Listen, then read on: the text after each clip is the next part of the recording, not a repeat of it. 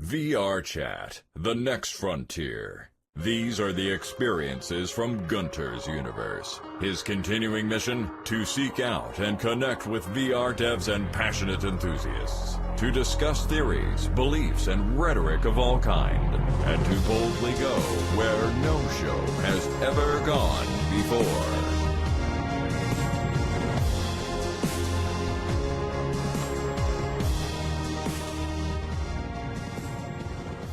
Welcome everyone to Gunter's Universe. This is the one and only live talk show broadcasting from the metaverse. Join us here in VRChat every Tuesday at 10 p.m. Eastern, 7 p.m. Pacific to watch the show live in VR. It's a unique social VR experience that you'll never forget. You can also watch the live stream at hitbox.tv/Gunter444. With me tonight, I have my wonderful darling of a co-host, Mr. Whiskers. How are you, sir? Always a pleasure to see you. I'm glad that you've brought me some delicious kitty porn that you sat in front of me. That's going to make my night very, very fun and interesting. 360 or? I don't know. We will have to find out later. That's for the after party. I was wondering what that was. That's exactly what that is. It's kitty porn. And yeah, tonight's a bit of a special night. My original guest could not make it tonight. That's how things go. We all have schedules and lives, and there's time zones and things like that. So boo on life getting in the way. But a lot of us have shown up here for yet another edition of Gunter's Universe and are here around the table with me to talk about latest in VR. Let's go around to the right of Mr. Whiskers. We have OlivierJT, creator of Synthesis Universe. How are you, good friend Olivier? I should say pretty bad, but I'm okay. Yeah, your machine isn't in the condition you want it to be for some plans you had tomorrow. I'm sorry to hear that, but it's good for me because now you can hang out longer. Then the computer decided otherwise, but it's okay. It's okay, you know, I still want to demo only with VR input, and I still don't have them in a way. And so you're a robot, so you will still function and keep going. Yes, missing some bits and pieces, but yeah. I'll do fine. I thought by machine you meant his actual avatar being half there with and smoking. Oh, if it's the same. Yeah. I recall an old commercial on television about, I can put my arm back on. You can't. Play safe. I don't remember that one. To Olivier's right, we have Pizzy. What's up, Pizzy? How are you? What's up? What's going going on? on? I host the Indianapolis VR meetup, so that's what I'm doing. That's right. How's that been going? You started about a month ago, I believe. Yeah, we're about to have our second meetup coming up in November. Yeah, it's come along nicely. We got 27 members so far, and it continues to grow. Shit, yeah. Yep. Oh, sweet. And so originally that idea came about on I think a few episodes of Gunter's Universe when we had Carl Krantz and the whole meetup groups around. You were talking about it then, and is that where the idea started? Well, I just got tired of waiting for someone to start one up in my area, so I was like, I might as well do it, and I've got a ton of VR experience, so I definitely can give people, really good first demos. I don't want to, spoil anything with bad experiences, so I make sure I do it right for them, Yep. Oh, nice. Good. Awesome, Pizzy. Good to see you. And around the table we have Mr. VRPill. How are you tonight, sir? Hey, I'm doing good. Just got back from the Republican debates. Not Republican, did I say that? Democratic debates. And I actually saw bits of the Republican one too. But yeah, I run VRPill.com, and we have the 360-degree video directory and a lot of the video news, mobile gear VR stuff, etc. So yeah, watching the Democratic debates on the gear just sounds like the most boring thing I never want to do, and so I guess that's why I didn't do it. Yeah, I mean, I was looking for a VR, right? It's for science. Yeah, I mean, it's like if you're not a fan of these sort of political debates, it's not going to be enjoyable even if you're watching it in VR. The entire time, I think I read that Slate article that was going on about everyone who's watching it was going to be taking YouTube videos and like exposing candidates in precarious positions and so on. I didn't see any of that. It just looked like a normal debate going on. So yeah. Awesome, and I've noticed that Mr. Q, I don't know if you guys have seen him, who just walked through the table twice so far. Anybody else seen that? Yeah. I did, yeah. So, Yeah, I think he's lagging out or something. I think Bill has god powers now, and he's a new troll. Hello. Hey, Evolved, how's it going? Good. And we are just ad hoc here gathering to have some random discussions, and we're just kind of going around the table, but want everybody that's here to be a part of things. And Evolved Ant, you're on the scene. You create some great content here in VRChat. How is your day going today? Going good. Was just talking to some developers outside of here, seeing what's going on, what they're working on. Anything interesting? Seems like some people are working on stuff for the Halloween event. Yes, that's part of the Cool. my agenda tonight, is to talk a bit about Halloween and the big Halloween event, and ramp that up some more and see what everybody's thinking. But let's keep going around the table. We have Deep Rifter over there, my good friend. How are you doing, sir? Doing good, Gunter. I heard some really new news about that you mentioned to me on Skype, but I haven't got back to you, and that you're going to be hosting the Converge meetups on Thursdays. Congratulations. Yeah, that'll be fun. We're going to change it up significantly. It's going to be more of a social experiment, shall we say. Oh, that sounds very exciting. What kind of hours? It's going to be Thursday. It's going to basically replace the campfire meetup that's been happening every Thursday. We're thinking about 7 o'clock. We're trying to decide between 7 and 8 Pacific. Mm-hmm. The usual, Olivier. Yeah. Well, it's like 4:30 a.m. here. Which, by the way, Olivier, I was just starting to watch your video as you were breaking into alt space there. I didn't get a chance to finish it, but I'm looking forward to finishing that. Yeah, it was a fun thing. I just, I wanted to visit Altspace for a while, and finally I got the opportunity to do so. And because now there's Periscope, it's pretty easy to set up. I thought, like, why not filming it? And well, it's always interesting to have other people watching and asking questions. Yeah, I think Gunter got me hooked on Periscope at Connect. Yeah, it's pretty awesome. Yeah, same with Kyle. Yeah, I don't know. I just caught the buzz about it, and I haven't been doing it as much as I really haven't had anything interesting going on except me being sick and miserable over the last few weeks, to be quite honest. Jet lagged. Yeah. I mean, some people might like to see that and laugh at me, but it's nothing very interesting. I'm sure we'll You should be periscoping you doing the show right now. I think about it. It's always interesting with Periscope. I tried it out at the Hunger Games party they had, and you show something that's relevant to VR, and you're looking at Gear VRs, and there's no hearts, and then you just scroll over, and you happen to pass by a girl or something walking by, and then heart, and it's just pretty interesting. Mm-hmm. One of my podcasts I watch called Night Attack. Guy Brian Brushwood, he was periscoping his water skiing today, actually, and it worked quite well. It was barefooted water skiing.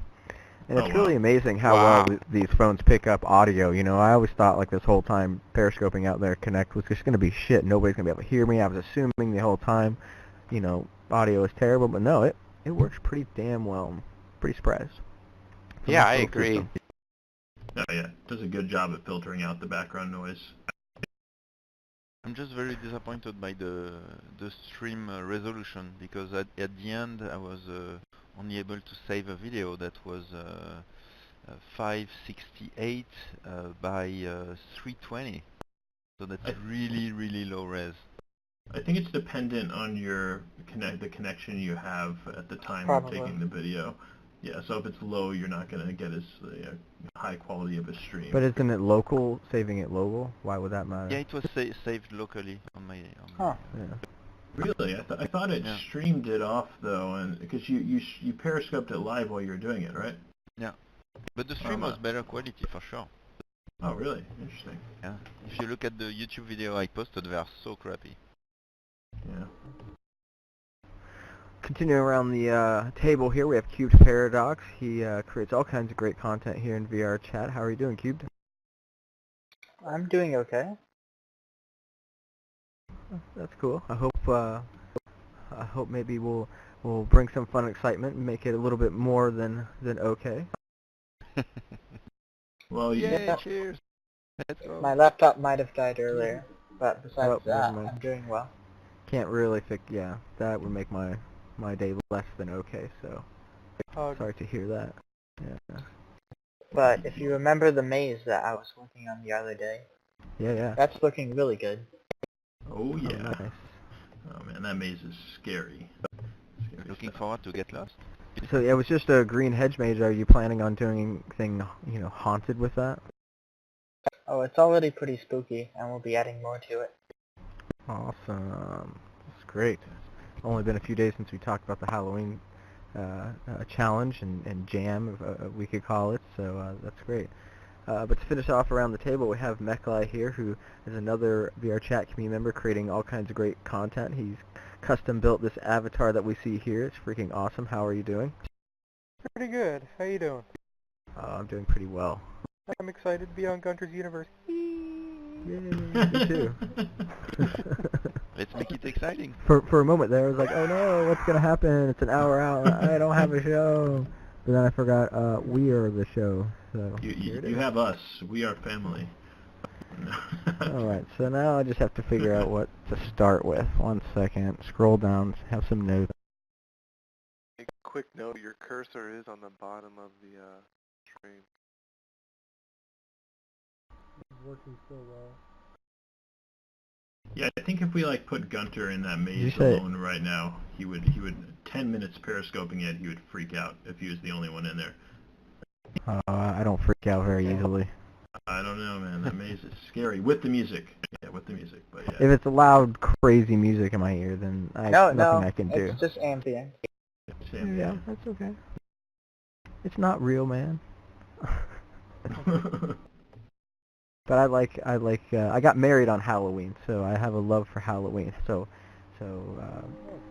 on Saturday, I actually wouldn't be around much to do any sort of Halloween event if we decided to do it on Saturday. So that was one reason why I was thinking, yeah, probably we should do it the day before Halloween, because some people might be doing certain things on actual Halloween. So that's because me and my wife will be celebrating our anniversary. I have no idea what I'm going to be cosplaying or dressing up as. I'm still looking for something that works for a bearded, long-haired guy.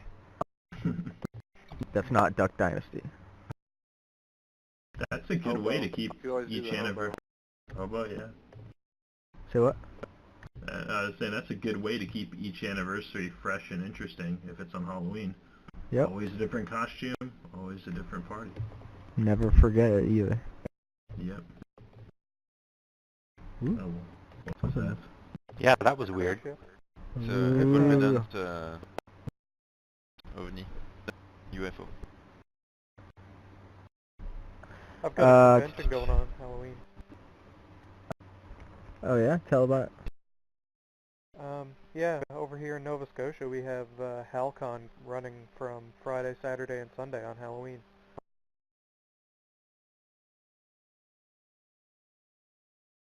Always Typical fun. nerd convention. Yeah. What, It's a so big gate, I HalCon, it's like a, a gaming convention or an anime cosplay? Anime, cosplay, sci-fi, Lord of the Rings, anything nerdy at all. Nice.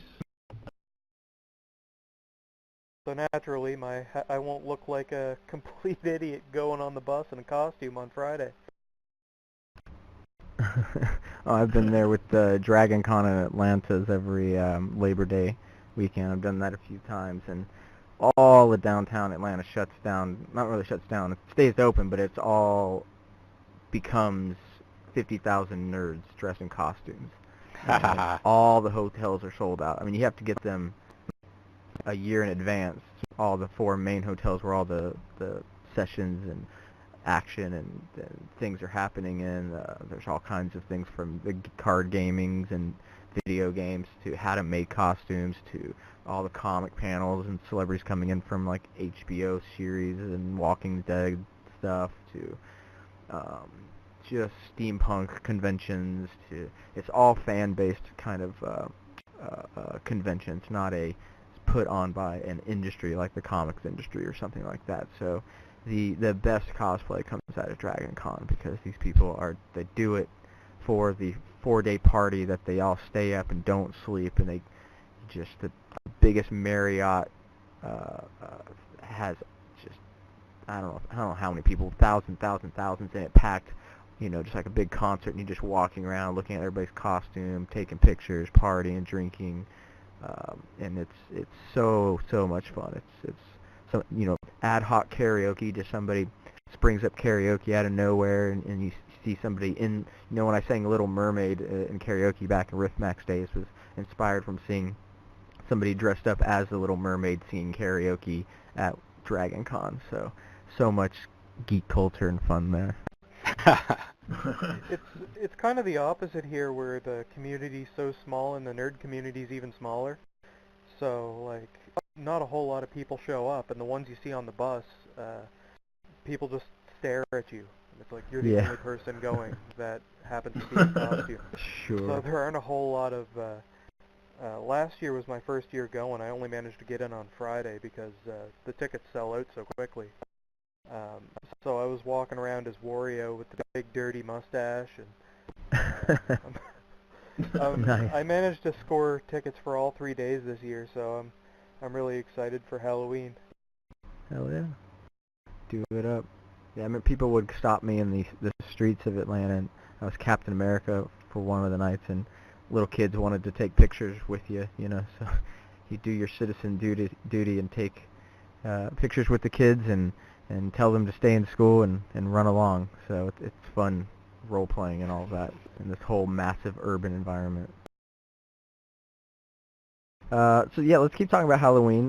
We are doing a Halloween event here in VRChat. The main event kicks off on the 30th, the day before Halloween. That's a Friday the 30th. And what we are doing is, this last Sunday, a couple of days ago, we put out the challenge to have everybody create Halloween-themed rooms, haunted houses, whatever you'd like, and see what we can all, what everyone come up with, and it'd be great to experience all of that on the 30th. So try to make the best stuff you can. VRChat is going to fund assets. Still working with them on how to do that. There isn't a gift system in the Unity Asset Store. It'd be great if, we could just dole out some gift cards to everyone.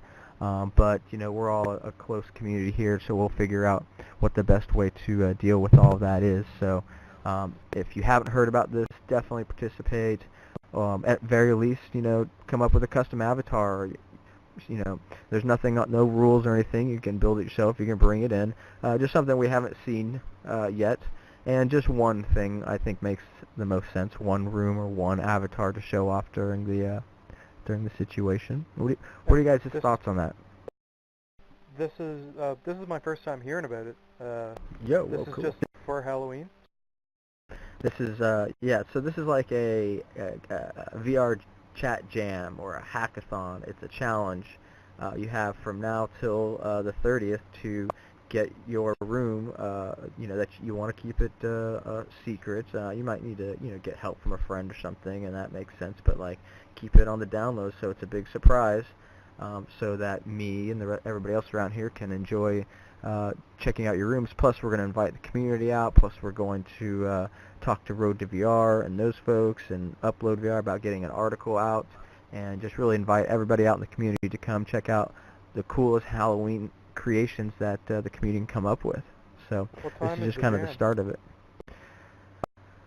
Time is always interesting. These sorts of times works the best because you got Pacific Coast people, right? So right now it's like 7 going on 8 o'clock at the Pacific Coast. So you can't really do things earlier, in my opinion, than like the 10, 11 o'clock Eastern time. So it'll be, and it's Halloween. Plus, it's Friday when I'm ready to get home. That's sort of my thinking. I'm always open to more ideas, but that's pretty much the kind of agenda I've set so far. Yeah, if you live on the East Coast, just take a nap, and you'll be I'll energized. be at a con getting right back from it. Yeah. Oh, okay, that works for you then. Good. You're already Sounds in real life incredible. costume. Yeah, it's gonna be great. It's a perfect event for VRChat, Is Halloween event. Is Mr. Whiskers going to be building a room? That's a good question. We're all gonna die. Rockets are just gonna pop out of mirrors, and You know how it works, it's gonna be chaos. I'm sort of, yeah. I'm It's sort gonna of be The scared Shining. Death by 1,000 whiskers. I'm really scared what Mr. Whiskers could potentially come up with. Oh my god. There we go. Oh, great. Yes. We need to put a I warning love sign you, up if Mr. Mr. Whiskers does a room. That would be like a potential heart attack coming. I'm definitely not eating anything he puts in my treat bag. Oh god. I will gift $100. No, this is terrible. To the first person that lands another person in the hospital because they scared them to shit. So There we go. There you go. There's the challenge. $100 Per person? Is that all it takes? We need photo evidence to make it real, but yeah. I don't have we that need much money. the documentation from the hospital. Film preferred. Yeah. $100 cap is all I guess I could do. Talk to me in private, and if we can arrange something more elaborate, then maybe we could do that. Yeah, I think we should touch on how easy it is for people to create a room or an avatar. Because maybe some people watching might think, Yeah, oh, that's a it's good such idea. a challenge to do that. Yeah. Yeah, and the challenge is not just for people that do things here normally in VRChat. We've just had a couple new people went through the wiki on the VRChat.net site on how to bring in an avatar, and boom, it took them. They said like 30 minutes. So you could just pull in an avatar and be that for the night. That's a great way to participate in the event. But then, got Unity 5. It's free. It's not super difficult to put together a room. So let's talk about that a bit. Pill, you brought it up. So what are your thoughts? Well, personally, I'm a bad example because I suck at using Unity. But even me, I was able to create a simple little avatar myself. Not this one, but I actually used a 3D scan of my head and plopped it onto another avatar. So I'm not sure if there's Adam Jays over there. He works in the 3D printing sort of industry. And all you need, if you can get your hands on a 3D scan of something, you can take it in and plop it on the head of an avatar, and there you go. You have a Halloween mask right there. Even if you have zero skills in Unity and you'll never learn it, and you're just one of those people who just can't do it at all, you have that option. And if you have minimalistic skills with Unity or any tech savviness at all, which a lot of the community does have, just like a few YouTube videos, 30 minutes, and you're good to go. And you're ready to create an avatar, even a room. But maybe I think someone else can the speak stream more is down. specifics. What's that? The stream is down for me. I don't know. Okay, let's hold up on that. Kenny, what's going on? Let's take a look. Hang on one sec. Thanks for monitoring that. Oh yeah, nice call. Last Okay. week, Kenny got kicked out of the room, and I had no idea because I kept just blathering along and didn't realize, hey, Kenny's not here. Yeah, it's Kenny is at least here. yeah, it's restarted, so hopefully that will be the last. But thanks for checking that out. Yeah, cool. So So maybe yeah, somebody else can speak more about the Cubed, technicalities of it. you're working on a Halloween hedge mage. Uh, uh, if you were just listening to this, like, oh, I'd like to throw in, I'd like to get on this jam. And what would you recommend people do? How would they get started? The wiki is a great resource. I think there might be a couple of YouTube videos that are still mostly relevant. And if you just ask on Reddit or anything, someone will probably help you. We're a very inviting community here. And Yeah. one of the big things that I learned is that you have to use an older version of Unity, otherwise you will crash the room. Oh, really? Not anymore. Oh, not Yeah, anymore? Yeah, I that's think. fixed. Okay. Maybe Of course. somebody could just put up 2 or 3 videos, a link to it somewhere on the wiki on basic Unity videos like Cube talked about that you would want to watch beforehand if you were interested in making a room.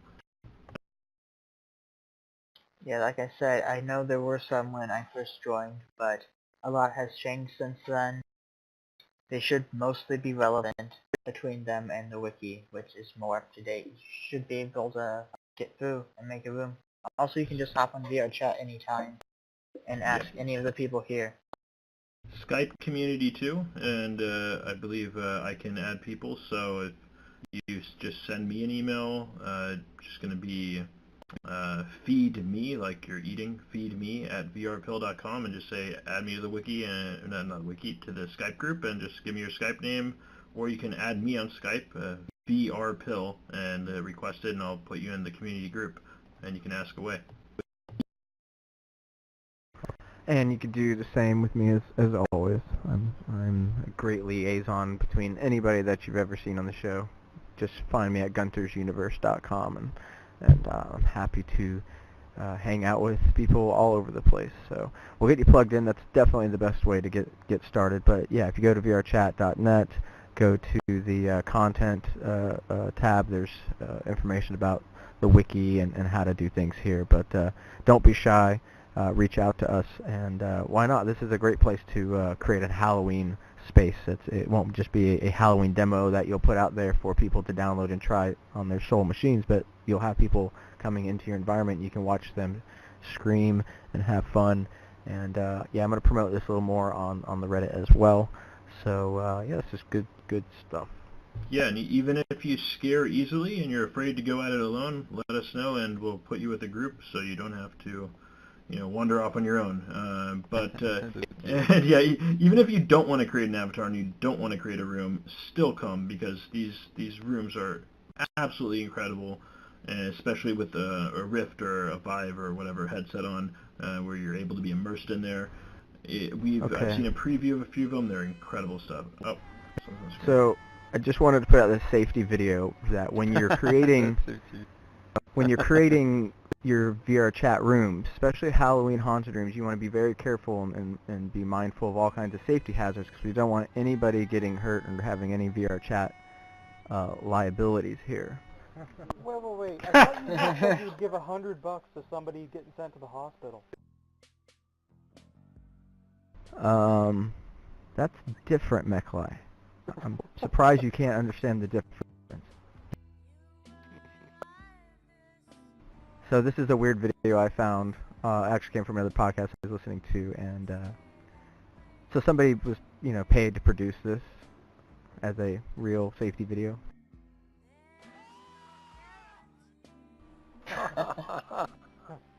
Oh, get out of here! What? Oh, I remember this one. Yeah. Yeah, that's a famous one. Oh, the horror.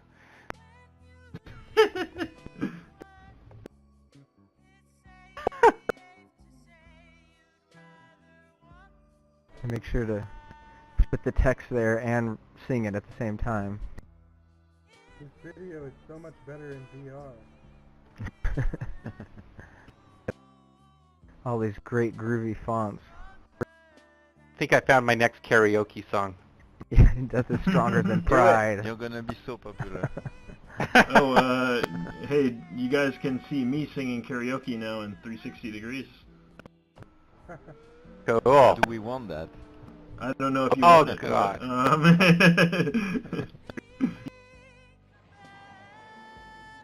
I've been scared safe.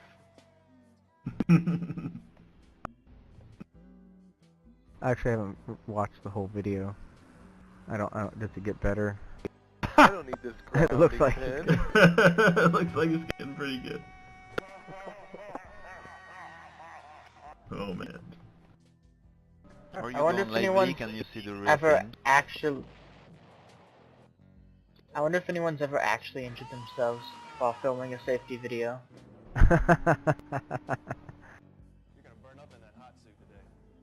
Well, you need the outtake section of the video right there. Yeah.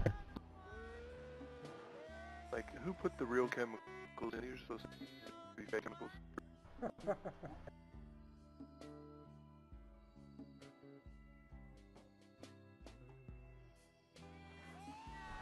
not a joke. Apparently the wire was live. Sorry, we didn't know that.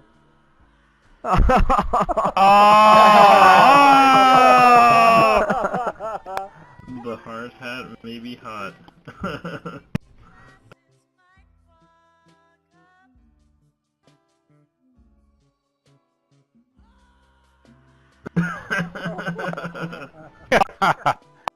Wow. Was this made as a serious video, or did they purposely make this as a joke? Yeah, this is definitely serious. This is a serious video. Wow. Yeah, I was thinking about like, you know, paid to be a serious video, but the people that actually are making it, I wonder what they were thinking. Like, this is really what they want us to do. Fine. If it was real, they'd do the mandatory repeat 6 times of absolutely everything that they've shown already. Well, it does say think inspired about by this Fire like Marshal 6 Bill. times. Maybe it was I'm like gonna tell you something. a bitter employee who was going to quit the next day, and he's like, I'm going to go out with this video. There's no going back now. What even is that machine? It's a spiky death machine. It's a freaking meat grinder, man. There's another minute of this, and Okay, we're what, spared. what keywords did you use on YouTube to get this to come up? Think about this. Just think about this. And then you could put safety in, I guess. I'd have to double check it. I wonder how many people have stumbled upon this video by Let me see. Googling think about this. It's a common phrase. Yeah, it's pretty common. You know, you may think this is kind Oh, of funny. please don't tell me that girl is going to get like, okay. That'd be more Think about spring this break. is the #1 result. Yeah. Hey, can y'all Oh, hear wow. me? Fantastic. From ERI safety videos 3 years ago. That music is just so much of what I was not expecting from this video. Yeah.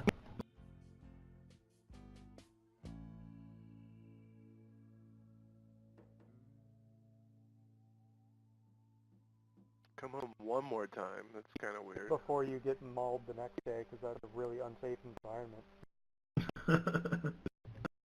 All right.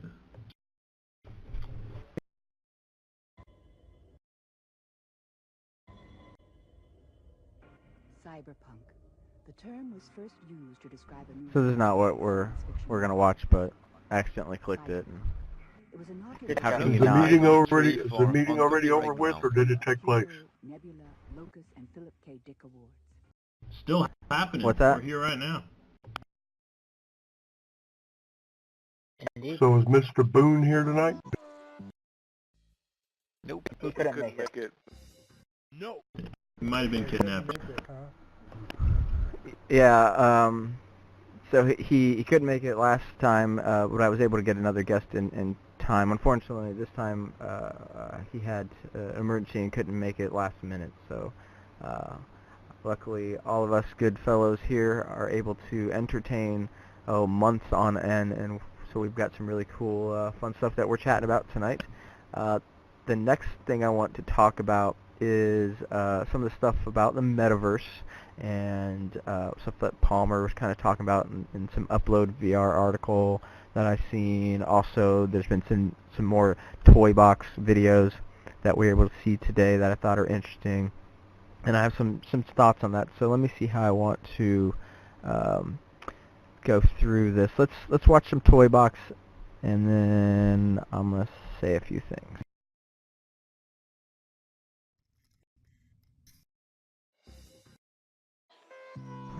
Damn, InstaSync's difficult. Yay, toy box! Took him long enough to throw up a video. I know.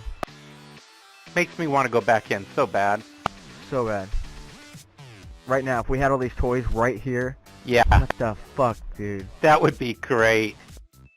Oh man, I don't think I would do anything else in my life.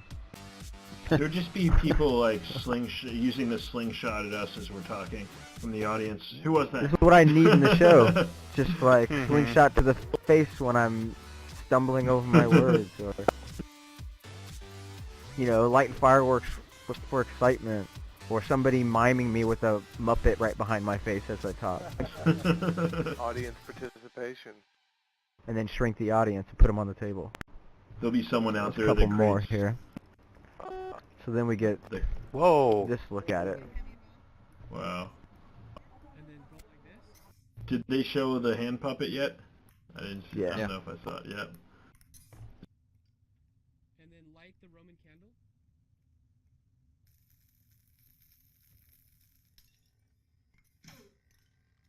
You guys have any tips to increase frame rate in Gear VR? I'm kind of hacked in. Uninstall Facebook.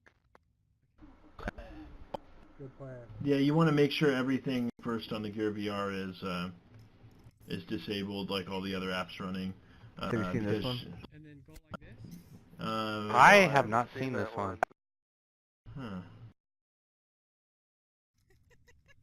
Yeah, I'm running. This one came out today too. I don't know how I found it, but it's making its rounds on the Twitter and such. Now, So they the just whole hand overlaid thing going on Overlay. here. That's Yeah. cool. Yeah, they Is overlaid that the the video. real hand? Oh, it is cool. It's overlay, yeah. And then light Real hand with the, yeah. I'm running Trinus through. That's the awesome. You can see it's not perfect. That's interesting. Yeah, I can help you out with that later. I mean, just ask me and I'll be glad to help you out, man, with that. Okay. Just grab me later, and I'm just not sure how to tech shoot it right now. It might be perfect. It's just the person that edited those two videos. It's all they had to work with as far as the source. That's true. That Dude, announcer- it's pretty damn good. I mean, when I was doing the ping pong paddles, man, it felt absolutely dead on Yeah, to me. everything did. I mean, I guess that looked a little off, but it also looked really close too. So yeah, it's a good point. Maybe it's the edit, but man, it's so cool to it. So I guess my talk that I wanted to kind of get into was something on how Palmer mentioned that distance is no longer going to become an issue. And so when I was in Toy Box, I was thinking about that. Like, here I am with another person, which could easily be any of you from anywhere across the world, and we could be playing ping pong right here. We could be shooting bottle rockets at each other, just like you would be if you're around me locally. And, I was talking with my friends about this, and, a lot of times I don't have time to go see my friends, or they've got their lives, and they're busy doing whatever they're doing right now. And, we used to play ping pong. I'd love to go play some ping pong, but it's probably not going to happen because of just how our lives are right now. But being able to, like, get into VR and start playing ping pong instantly, feel good enough, close enough, feel like the action that we're having is a real enough event, will be a real enough memory, will satisfy that playing that real life feeling game, ping pong, with my friend. I can just do it instantly. So I don't have to drive anywhere, now driving doesn't become an issue. I don't have to take that kind of time, and I feel like it means I'm going to be able to spend more time with my friends and more time doing things that I want to do instead of having to schedule these things, go buy the equipment, go take the time to drive to my friends, find the damn friends. It's just going to be a lot easier to do things with people and hang out with your friends and family. And so I really hits home with that.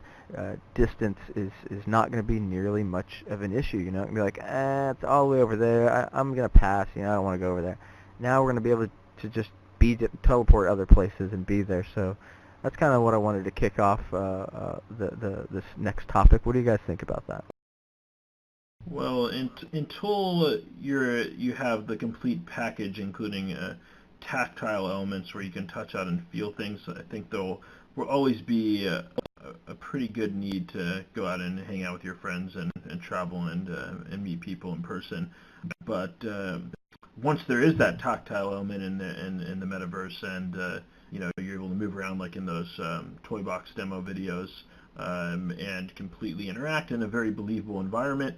Yeah, I mean, I can see people spending most of their time in the metaverse existing that. But as it stands right now, once like the stuff like that toy box is put in to whatever app it ends up being in, yeah, I mean, I think the biggest issue will be controlling that interaction, because once you have everyone in here able to move their hands around and to interact with things and use a slingshot at you, I mean, there'll be a big need for a way to control that in different environments where you don't want that freedom to happen. So, because people are a lot more likely to mess around if they're not in the real world, and rather where if they were at a real, like a show in the real world, they wouldn't do something because there's consequences. So that's something that would need to be explored.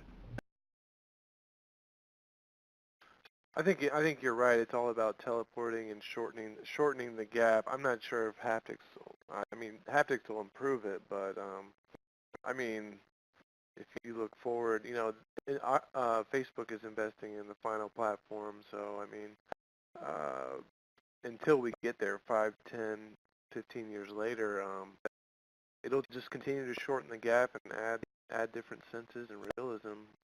So you won't really need to teleport. Even if you could teleport, you could use VR or whatever. Oh yeah. I'm talking about people like my parents here or something like that. Like me, hell, this is good enough already. Almost, I'm already in here all the time. I'm loving it. But yeah. Well, I think parents are going to be all aboard, just like before they didn't use the internets and Skypes and emails, and now they're all about it because they realize that you're staying in connection. It's a way to instantly connect and not have to, well, Johnny won't come over and see Mom, I keep calling him, and, blah, blah. I mean, calling was what we did before, and that was a great way to stay in contact, but now we have much more rich media. But now with VR, man, and here we're hanging out with each other right now, but, like, my friends in real life, like, I want to do stuff with them, I want to hang out and do more, but they're busy, they got their kids, I can't really come over and bust into that, but, if in a virtual world that we're basically going to be able to easily use in front of our computers or whatever, our TV screens, it's going to become really easy to be like, do some of these fun things that we used to. I mean, of course, we still can play video games, but this becomes more natural. This becomes like we feel like we're there with each other, spending time with each other. I feel like I'm going to now get back, now that I've gotten older, not having as much time to spend with my friends because of all the different things going on in our lives.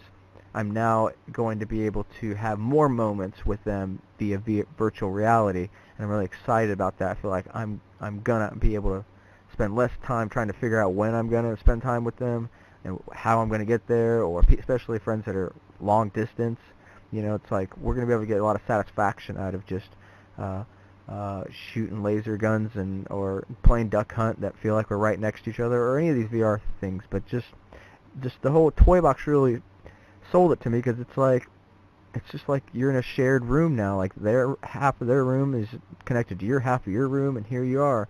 Like, it's pretty close to what I'd probably be doing if I went to their house and they're sitting on the couch and I'm sitting on the couch and we're talking, and then maybe we want to play a board game or throw some shit around or look at some things. I don't know. It's really kind of blowing my mind.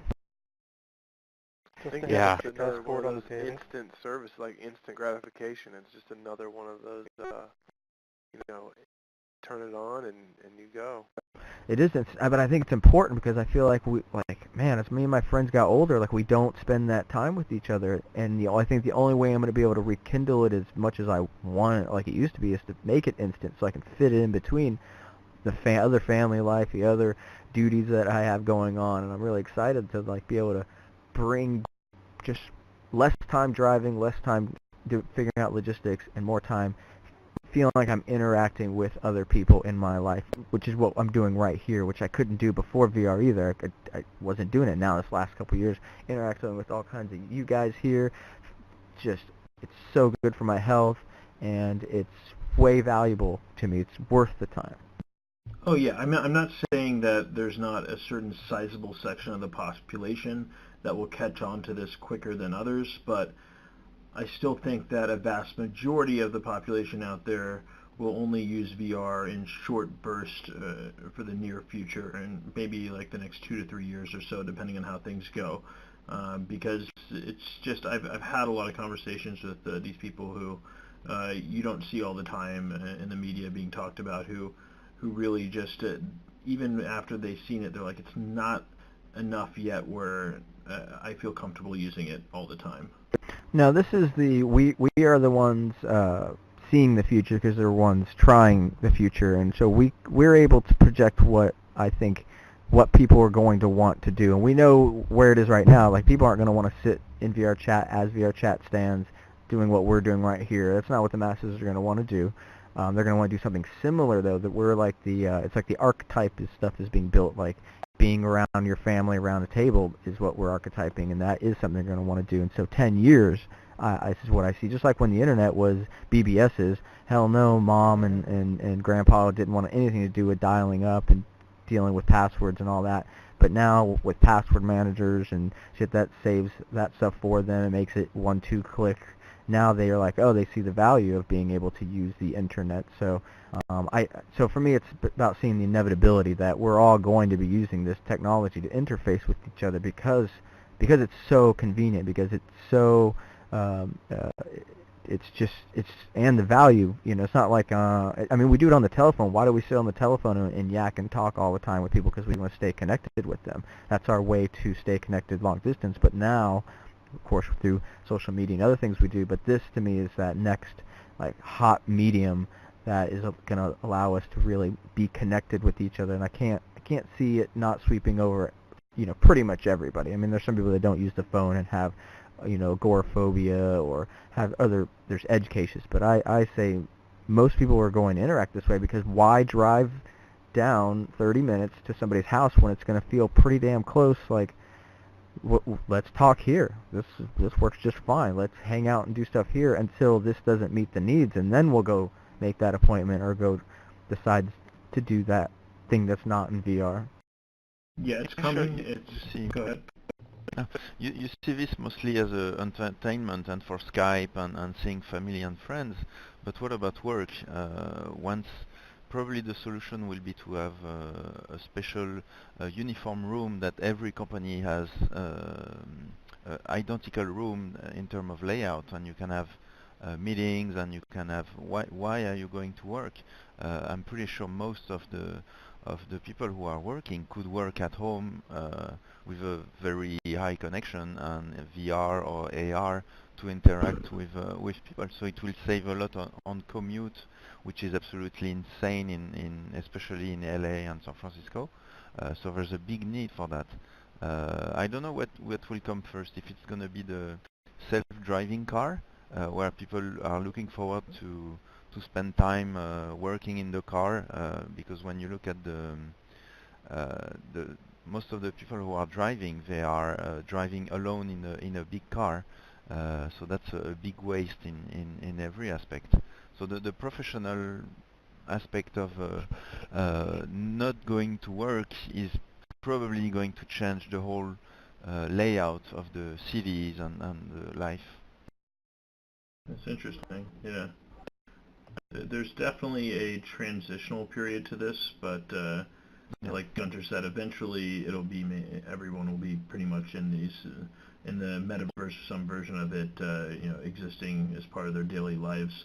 But there's definitely is going to be a transitional period, just like there was with cell phones and just like there was with stuff before. Yeah, I'm getting to the dream part of it. To the there's growing pains. You got to grow everything, but like what I see is what are we going to use with this tool, and seeing Toy Box and how, man, anybody that I know could get on the end of that Toy Box and play with me. You know, it's anybody that I know, children and older people, family and friends, and you know, even enemies who could shoot each other in the face. You know, and it's pretty visceral. It's like shoot you in the face. You know, and it's just it feels really good. What are some of your thoughts on this, Deep Drifter? Yeah, okay. My takeaway was I was extremely impressed by the amount of nonverbal communication that was being relayed in touch. Very impressive. I mean, my mind, I swear the guy was smiling at me, and there was no real smile there, right? There's no smile on that face. Yeah. But I could feel that the guy was smiling. I could really read a lot more into what that other person was feeling based on those nuanced moves that the body was making. Super, that surprised me that it was as good as it was as far as relaying information. That was cool. Yeah, I don't think you need the full avatar. I mean, we have our full avatars here, and it's going to be great when we have touch and moving our arms and all that. But just having our head, you know, we are already doing a lot of the communicating with our head. We've been doing this for 2 years now, and it's been profound to us. It's like, man, you can tell when somebody's sleeping, or I think my camera's not pointed correctly. I mean, I'm jumping around a little bit, but you know, you can tell who I'm looking at, and just a little bit of my personality, I think, if I like move around a lot more than other people or something like that. But then you add the hands in there, and there's just so much more life. How we use our hands. I mean, I wish I could see my hands right now. I'm using them. And we definitely got to get rid of holding one finger down on the voice key in VRChat when we have both of our hands in touch. I was going to say, my hands are on an Xbox 360 controller. Yeah. one of my hands is flying through the air talking to you guys. And you can't exactly. Right. We should be seeing that right now. Yeah. Yeah. And you know, I you guys off. I work in the mental health field, and I'm taking crisis calls all day long from home. I can't imagine how much better that will be when, in, you know, say 5 years from now, a lot of my customers or clients on the other end will be able to communicate that way. And you know, so much of therapy is body language, and that's going to be so important. Mm-hmm. And there goes the distance part. They don't have to drive to the doctor, to the mental health facility. They can do it all from their home and feel very natural, get so much benefit. And because now they're going to be more inclined to do it. You know, I think we're going to be more inclined to spend time with our friends and more inclined to do more work stuff because we don't have to go through the minutia of the distance. Distance is a drag, man. Well, but it could be pretty much faster if you have like already the chest in there. Because the chest, when you see somebody laughing, the head go up and down, or if I'm interested and I'm talking to you, I can move forward to you, and that you don't need VR input for hands and stuff like that. That could be something that will be very nice if it was integrated already in VRChat and all these apps. Deep Drifter was thinking that the person was laughing, especially because the head was really moving around. And so you can convey a lot of motion with the head translation, which we don't have, and we should, actually. Yeah, we should. I think it's really interesting how much, like, I don't know about you guys, that, like, just learning about how the brain works as far as communication, like, we're talking about nonverbal body language here, just one instance, but just the overall, what we're learning about the brain and communication is just super interesting. I'm curious to see the effect it's going to have on the children who have to grow up with VR, that first generation of pure VR kids. What kind of mental issues that might be brought up due to I always think both realities. Both realities, but also what kind of challenges are they able to just like shed because they can escape some of the dreaded crap you have to deal with normally, but now you have another reality to kind of help heal yourself. You can now go get all the friends in your neighborhood sucked, but now you can log on and have good friends on the internet or something like that to get motivational support, or you know, I think things go both ways, always. It's the anonymity. Yeah, you're right. Anonymity you get. Yeah, the anonymity, absolutely. Yeah, but once people start using these things all the time, there's going to be, I foresee a mass amount of like news pieces and etc. of them going, oh, we don't know what VR headsets are going to do to your brain. Maybe they're going to cause cancer. I mean, you have this big headset on your head all the time. You're going to lose your eyesight. there's going to be a lot of stuff like that going on for the next few years once VR hits the mainstream. That's and okay. yeah, it'll happen. I mean, That's what happens to everything. TVs. Yeah. You know, It's the same sit thing, too yeah. close to the TV. Don't Or cell First phones VR fry your death. brain too, right? Yep, first VR death will happen, just like Two kinds. World of Warcraft had a death. You know, Yeah. I don't think it's going to change shit. It's sort of the natural order of things. It's like, yeah, But it's going to happen. It'll be yeah. interesting. We'll be talking about it here on Gunters Universe. It'll be sad. You know, all the normal things. But It's just like with mobile. When mobile first started, back in the 80s, I mean, they were worried about, you know, brain cancer and God knows Yep. what. From, yeah, all the radio signals and everything. But like right now, I'm running this through a Gear VR hacked into a Google Cardboard, basically. And I'm just thinking about, you have portability too, not just, you know, the distance being removed. Like, I'm talking to you guys over the internet, but add a couple more generations when this is all in a cell phone, you've got portability. You could be anywhere, hop into VR for 5 seconds, talk to somebody, and then be done. I mean, the benefits of it are insane. I mean, I'm just... Oh, yeah. Oh yeah, yeah. I mean, even it's amazing that we do our banking on the internet, that we do all our privacy stored on the internet. Those are things that we would have, you know, had very big problems, you know, as growing pains going into. Oh, we're gonna believe this that things are secure on the internet, and what about hackers? But yet, all of that's been overcome. We have digital lives, and all this stuff works. So, VR is way too. We can see how powerful it is for that to be something that's gonna go away. There was a recent article titled Palmer Metaverse from Upload, and in it there was a quote from James Rubin, Oculus's head of worldwide studios.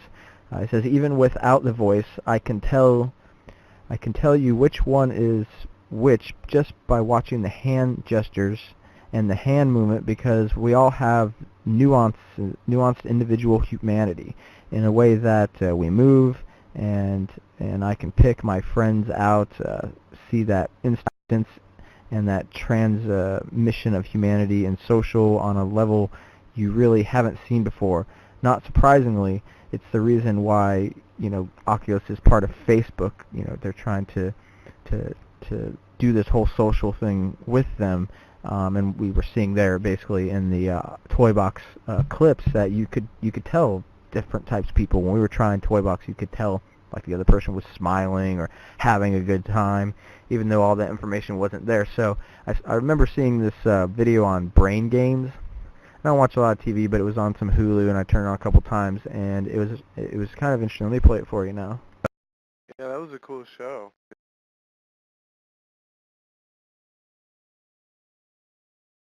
A quick question for you about these two squares. And it stitches together the frames to see a moving green dot. Cool. In fact, you're experiencing one right now on your screen. Movies are composed of a number of still frames, but these frames are really fast following each other. So the brain assumes Pretty that quiet. they have to be generated by something that's moving. Your brain is constantly Best I can analyzing do. indications that danger is present in Yeah, your I did. environment. But it's also specially evolved to read a great deal of information in a specific Hopefully kind this of is the movement. spot. It's about Human motion. mocap suits. There you go. Yep. Basically, watch this, and can you tell what these people are See doing? that they're the outline of two people? We have a question for you. Yeah, that's so What cool. are these two people doing? What are they doing? He's tapping Looks one like it on might the be shoulder. arguing about something. Yep, Yeah, he's exactly. stomping off. Okay. He just stomped Yep. off, yeah. You are correct. Come back. It's amazing how little input you need So to how be is able your to brain tell. able to Yeah, figure that's out why such I a wanted to. complex action with such a The brain rudimental fills set in of the I remembered this one after I tried Toy Box, and I was like, all you need is a couple of points. Yeah, and the interesting thing about all this is people who wouldn't normally be as emotive in the real world because of shyness or other things like autism or etc., they're more likely to be emotive in the virtual one where they feel more comfortable that they're not physically in front of people and they have different avatars, so they're going to be more likely to move around and gesture like this. LA motion capture studio to see how good you are at figuring out what they're doing with only these dots. Here right now. Like, To generate the images, markers are placed on the actor's joints, which are tracked by cameras throughout the room. Yeah, I hear ya. I think it'd be cool to be like in a dark room and all of us just go to marker mocap avatar look and have Great it idea. interact. That would be Mocap so mode. rad. for the human brain to pick out. I mean, you could tell he's drinking coffee or drinking, you know. Want a shot at more of these dot tests? Crawford is having the actors perform several activities for you. Try to figure out what they're doing, and we'll show you the answers. It's really cool because it gives you Ready? the insight into the Count how many you get right. feedback loop in your brain and all this stuff. Well, that one's easy. He's running. Well, yeah, no, but I just mean Can't like say. your This is something that I don't do very often. I mean, these ones I could see. I mean, it's pretty obvious. Weightlifting. Yeah. They're not obvious. It's just everything. It is obvious because that's how we see. We see. Yep. Well, they're very basic movements though that are. There's no subtlety to these movements. I'm interested to see what it would look like with a subtle sort of interaction. Well, you would see something subtle, but something subtle doesn't have a name. You know, it's like, oh, that person's moving slyly. These are actual things that have names. I can't figure out this one though. So Sword fight. Oh, sword fight. Oh. Was that one difficult for you? Oh, you knew it. Look at that. Not surprisingly, you're best at identifying activities you're most familiar with. Research suggests if you play basketball or fence, you're more likely to correctly identify these more specific activities. Movement is an extremely powerful communication tool, and with the use of motion capture systems. Yeah, and over time, after seeing this like for the millionth time with that sort of like basic nature, we adapt to it and we learn how to recognize things we wouldn't have recognized before. So what's going on in your brain? Yeah, the brain just interprets whatever. I mean, it fills in the gaps. And it's because that's evolution. Our visual eyesight's the most regarded. It's the one that helps us realize, you know, when shit's moving, that we've got to pay attention to when shit's moving. That's how we, you know, visually through shadows. That's how we really find ourselves in our environment. I think that's how we really learn to survive is through the visual, you know, system first. And so being able to recognize movement really important. It doesn't even have to be the good section either. Like your foveal region, it can be outside your foveal region. A lot of what we know, like movement, we draw from cues outside of our, you know, direct field of view. Like we have, you know, if you like seeing clouds, you know, pulling shapes out of clouds, things like that, or knowing when someone's looking at you, you know, like little things that are very much in your lizard brain. Yep. Yep. Hardwired in there. Yeah. Is the visual the biggest part of the brain? I don't know. I can't remember. Yeah. The visual cortex is pretty good sized. Yeah. It's certainly the sense that we rely on and regard as the most, the best, the most valuable. It overrides many of the other senses. That's the thing. Seeing is believing, sort of thing. Yeah, that's why like VR works so much. Yeah. I think isn't your nervous system probably the biggest system though, right? You think? Well, it is part of your nervous system. That's part of it, yeah. You know, I just have to point out, I'm just still amazed at the fact that VR Gimp is on his Gear VR in here right now. He could be, you know, in a bus, you know, in the restaurant, on the toilet, anywhere. We have no idea. How is he using the gear? How's that going? I'm running it through Trinus VR.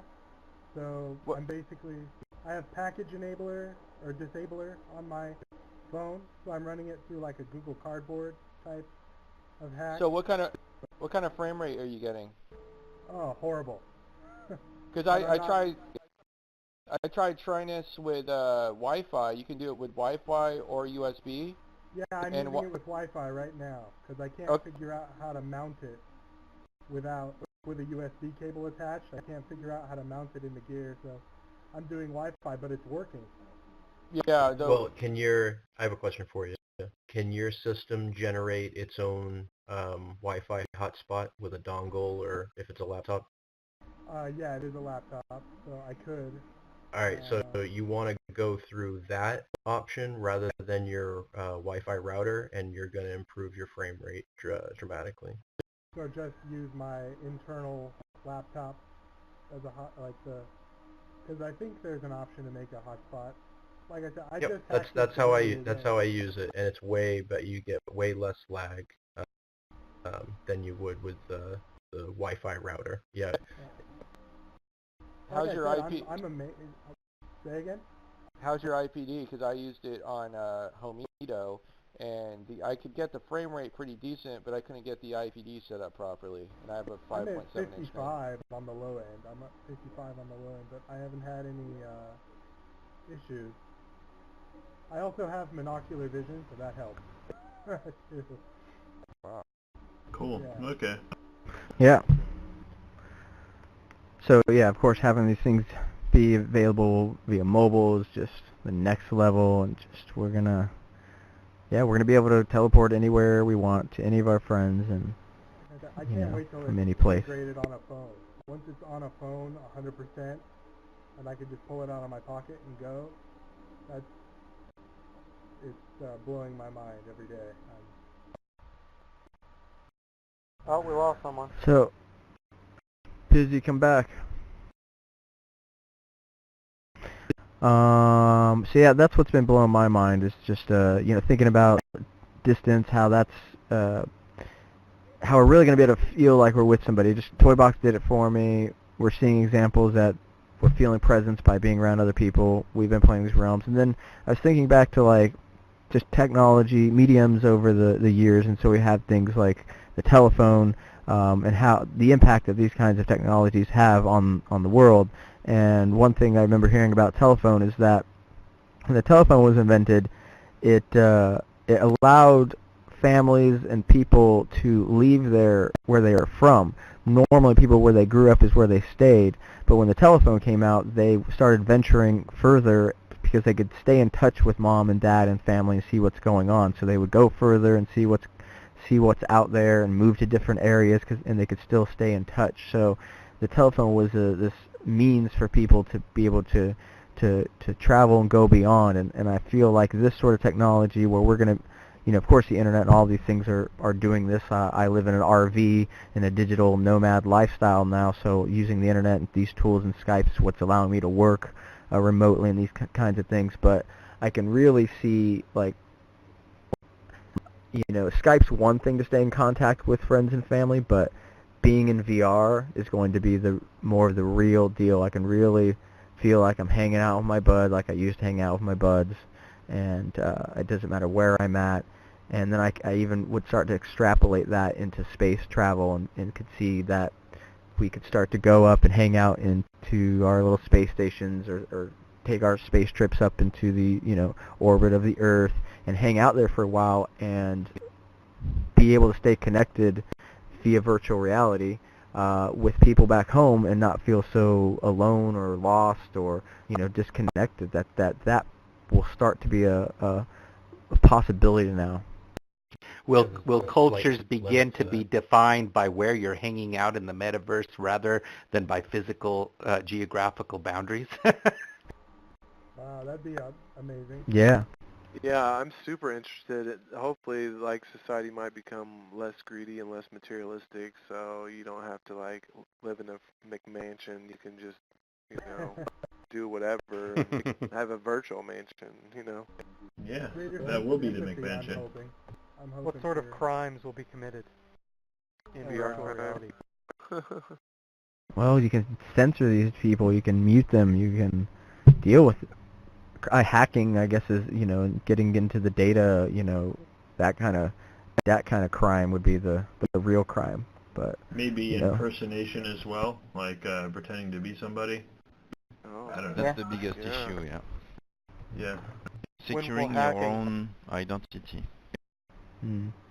When will hacking in real life look like Tron? Never. Sorry. I'd like to speak to what Gunther just said about taking this into space. There's a logical barrier to that. Like, if within 5 or 10 years we put some people on Mars and their connection to us is VR and they can come in and hang out in VRChat, like there would be a noticeable lag between time, Right, absolutely. packet delivery. How would that, affect a social interaction? You don't go to Mars. You have to stay pretty close to the orbit of the Earth. We'll just have Wi-Fi there. Because I don't see you get. Well, I was thinking about this. You can't escape light, and so like, how fast does light travel from here to Mars? And it's something like 3 minutes. So we could be piloting drones on Mars in some sorts of fashions through control systems, but people being there and feeling like they're right here with us back here at home. I don't think there's any sort of John Carmack time warping problem solving that he can do for that. Yeah, well, there is actually an experiment that was done between Berkeley and MIT with the spin of an electron. They took a particle and separated the electron like physically from the rest of the particle, and they affected the spin of the electron with a magnetic field, and the corresponding electron spun as well. So it was communication that had nothing to do with distance. It was instantaneous, almost like a subspace communication. Mm-hmm. Is that entanglement? Yep, something like that. I mean, they're trying to figure out how could we use that to talk to satellites in deep space and deep orbits and stuff. I sort of wonder if there will be that much of a desire to go outside of the Earth once VR is at the point where you could be on Mars and you could feel like you're on Mars in a VR headset that's literally the size of sunglasses. And you could reach out and touch the sand or the ground of Mars and feel like you're there. I mean, will there be a desire to reach outside of our own planet anymore? Well, I think we would have to. I think we have to, as a human race anyway. We have to reach outside of Earth if we want to survive, really. But I mean, as far as one person or people wanting to visit Mars and then being able to recreate that in VR, yeah, I mean, why wouldn't you do it in VR versus the risk of all that other stuff, you know? As close as we'll get to beaming. Yeah.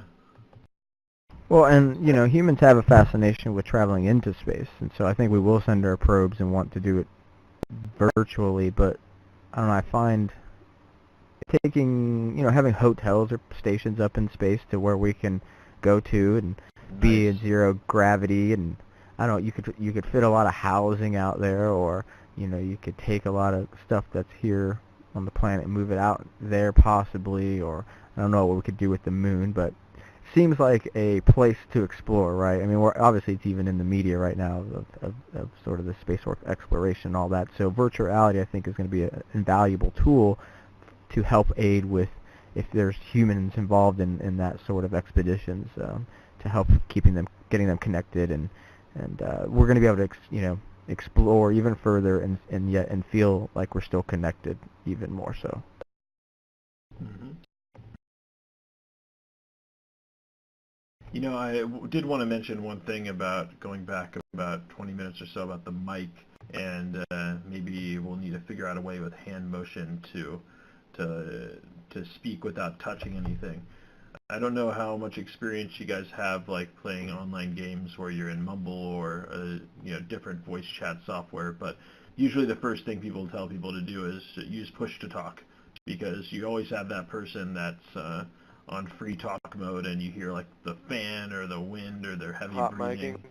Hot micing, yeah. Breathing. So I just think along with this whole VR revolution that's coming, there's going to be significant advancements in microphone technology, because there'll just be a need at that point for having quality mics that don't pick up background noise and just take in what you're saying only without actually pushing a button to talk. Well, I think that's kind of been solved. It's just some people just have crappy mics set up. Well, some phone does that. There's some phone who has a mic toward your mouth, another toward the exterior, and they filter one with the other. Yeah, like it has cancels, Noise cancelling and that kind of thing too. Yeah, you'll need to make sure that everyone uses something like that, because if there's a standard where there's no push to talk, there'll always be somebody who comes in like, whatever, I don't feel like buying that mic, I'm just going to use my cheapo $5 like laptop mic, and or whatever it ends up being, and I'll deal with it. So there needs to be that standard for that to happen. There's Standard going to for be me one built. will be That's more right, it needs to interesting be if built it's in. about mixing volume. If it's already pre-mixed, so there's nobody louder or more silent than anybody. That's a big issue. Nobody has the same mic. Nobody has the same voice. Everything needs to be normalized. Yep. And once we have mics on the headsets, that should be less of an issue. Yeah. Because the mics will all be the same position from your mouth. They'll all be the same microphone. It'll be super standardized. Yeah, CV1 has one, right? Yeah. Yeah. And I think the Vive might too. I forget. Yeah, I don't see why they wouldn't. I mean, yeah, but what happens when it breaks? What happens when anything on it breaks? Yeah, I mean... Well, I mean, wouldn't a microphone be the first thing to go and bring down your... It doesn't stick out though. They're embedded. I know, what he's saying is those are usually even embedded. Is it a modular mic? I forgot to, I don't remember what I saw on that, but I don't know if they even had a mic on the riffs at Connect. But the Explode view. Because, yeah, there's a way for you to quickly, at least in the future, quickly like swap it out with a new one you order online immediately, then yeah, that would be a good solution. I just sell mine to mute. To mute, yeah. You be chatting in the type box.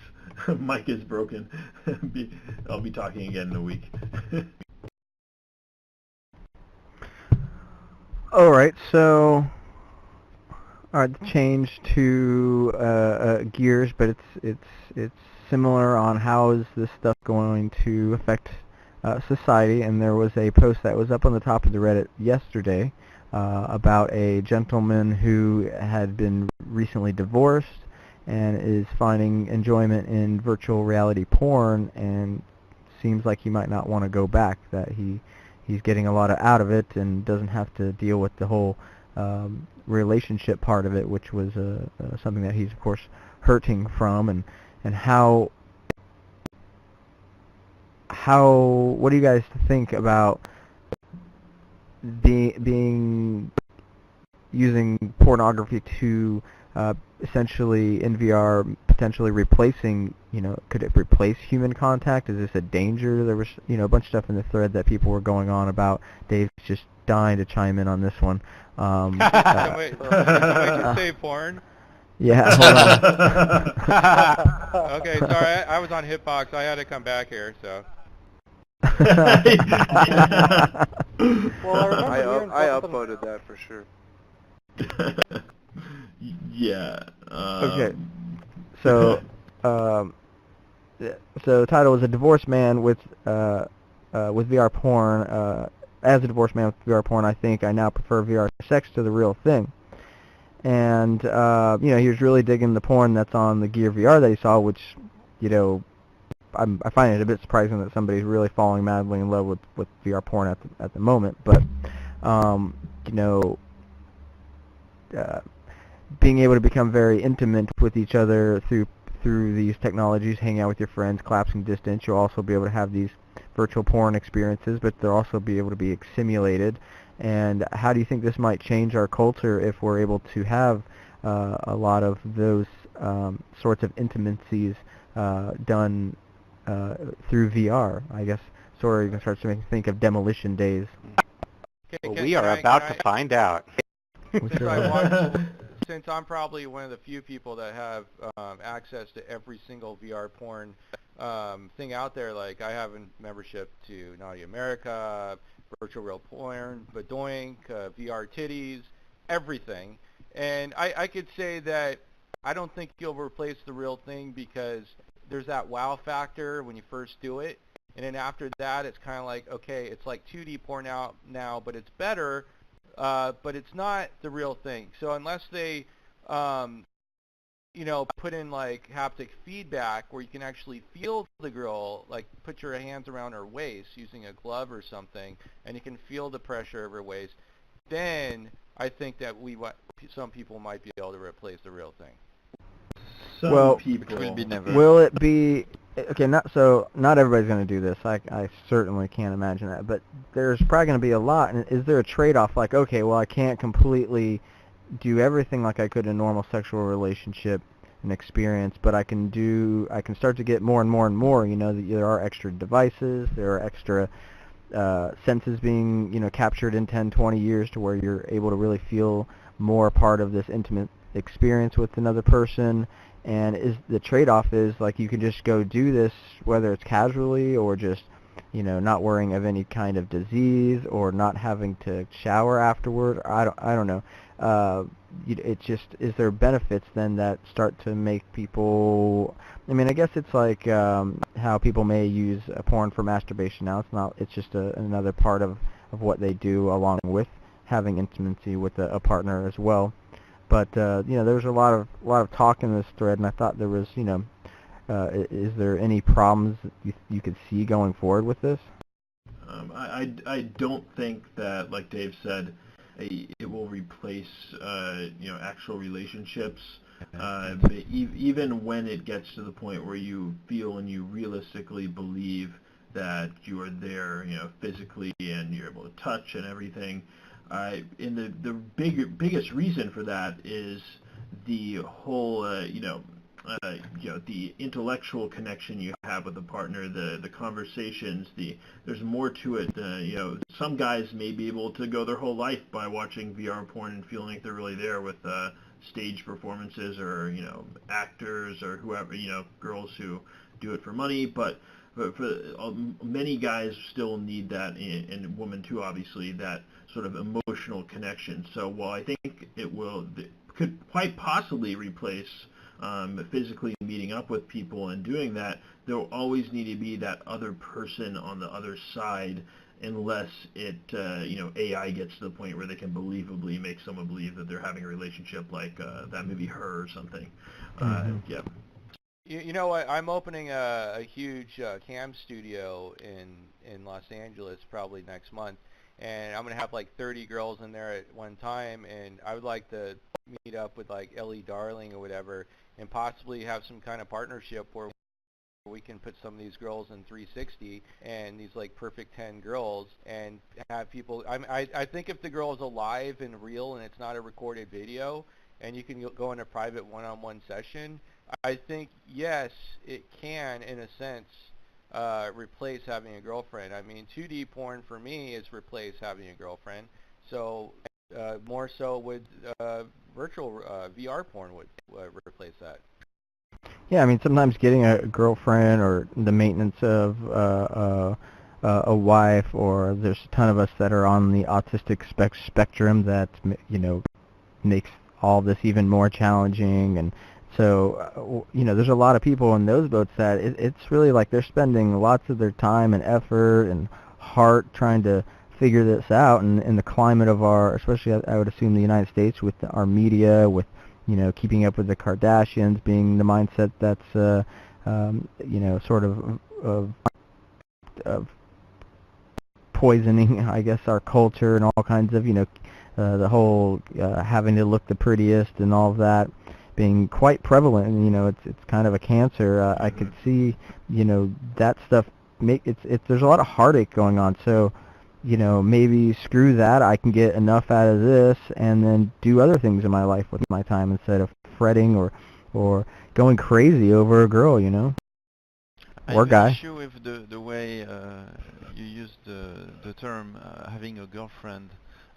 Because there's a big distinction between having a girlfriend and sexuality is also a big distinction between sexuality and porn. So these are three different things. It's easy to replace with VR sexuality, with porn, and that kind of thing, but the girlfriend is the emotional attachment. Yeah. So if you compare, you can have like Summer Lesson, the demo from Sony, that will go is a good example of having emotional attachment to a person and having a virtual character, and you enter the space bubble between the character. So that's really interesting. But really, sexuality, girlfriend, and porn are three different things. So let's mix them up. Olivier, are you going to be providing us a girlfriend in Synthesis Universe? Yes, absolutely. And there we go. There will, there will be many things in Synthesis Universe, and I met somebody who will provide me with good motion capture. I won't say more. You heard it here That's first. awesome. There we go. You heard it here first. You're going to be able to date a robot in Synthesis Universe or something. The logical thing is it's a big problem with Uncanny Valley. If you look at, let's speak crudely and very directly, so I hope I won't hurt anybody's feeling, but if you look, for example, for a blowjob and you take a 3D character, if there is something wrong with the mouth and the thing goes through, and you know the softness of all that, that's a big issue, and it could be turned into a Halloween party really fast.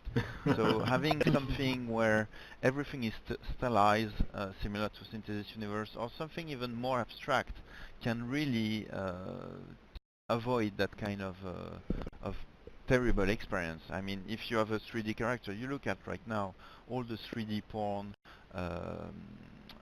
software that are out there. It's freaking me out. The way they look at you, the eyes are off. They look in the blindness. The animation is fixed. It's something that will never get fixed. And there's a big reason. If you look at the movies today, where they have basically infinite rendering time per frame, they still don't get it, and we can still see the mistake. So the only way to have something that will work and avoid that terrible thing is to do something stylized. And if you look at anime and the way they do right now in VR, characters that are stylized, they work really well. Can I interject for a second? Because you're talking about like a virtual robot girlfriend, and I know I've mentioned this before, and I'm not sure how many of you have actually checked it out, but they just had an update. I think it was 2 days ago. VR titties. If you Google VR titties patronage or whatever, Gunter, whatever you're set up with to get the donations, you type in VR titties Patreon, and it's $1 a month to support this guy, and he's an incredible 3D animator, artist. And he's got the skin down to the T, and it looks like a real girl with real skin. And you put these different, you can customize her face, her nose, her chin, her jawline, her eyebrows, everything. And you could go into a bedroom, and they have sexual animations, and like you were saying, the blowjob thing isn't like 100% the way the mouth meets whatever. It still needs some work. But overall, man, I was in there, and it's getting better and better and better and more vivid. And it's like, I almost jacked off to a fucking Avatar. This is ridiculous. It's funny you bring that up. VR Titties is a supporter of Gunter's Patreon, so that's very nice of VR Titty to throw a bone my way. But I see what you did there. Yeah. It's pretty lame. I didn't realize he had his Patreon, actually, so I'm going to check that out.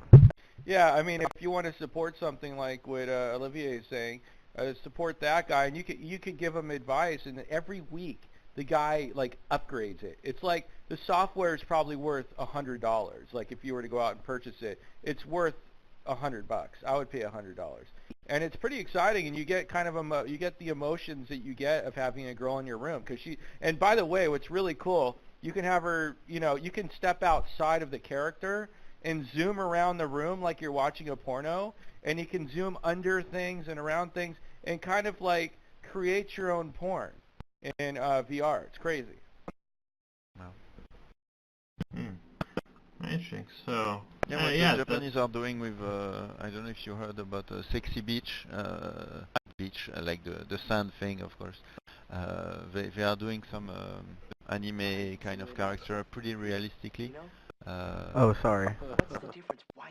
This just came to mind. Oh, yeah. Oh, right. Talk about old school. Two-dimensional on the screen. It's not flesh and blood, Gary. She's so hot. This is where it all comes from. This is why we're building. Yeah. The minute shit, you'd love it. Oh yeah. Except this is AR. Yeah. I mean, if you even had no glasses, it's like beyond AR. Yeah. I had a crush on this girl when I was a kid. Oh yeah. I love me this too. show. Same here, same here. But VR will probably be much more interesting when we go beyond reality, beyond what you can do with a sexual human character. You know, that is something that Interesting. would be really Right, we haven't explored. Yeah. Yeah, if you look, for example, totally in a different team, the world that Tom 23 is doing in VRChat, it's things you never seen, and the way he put things together, the color and everything. But once you have some characters that are also using that kind of imagination, things will go pretty wild. And that's Right. more interesting in terms of trying to reproduce the same thing. Yeah. So what does that turn real life women into after they have to compete with VR shit? Well, could be boring, or I don't know. Are they interested in this just as much? I like to see things as always different things. You know, it's another way to do things. Well, if you look at that post, and that could have been written. I mean, you could imagine the flip side of that. Like that could have been a woman that got divorced. That, you know. Yeah. Of course, they would probably never post about it, but. Yeah, women don't have the same issue that we have with teledildonics and so on. So it doubled the amount of research and work that has to be done.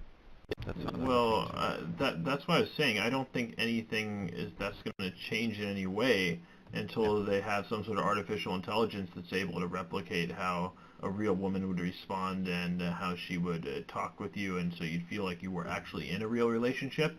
Yeah, it's going to revolutionize at first, you know, the whole sexual part of all of this. But as far as relationships go, all it's going to do is be transferred over to the digital realm. And I think that's going to have a lot of great things are going to come out of that. Like Gunter was saying earlier, if you have somebody in real life who's maybe a really good connection, but maybe physically it's not going to work out. You can base your entire relationships off of a mental connection and then be whoever you want to be physically, and the same for your partner. It would really make it easier to find that perfect match or the best match for you.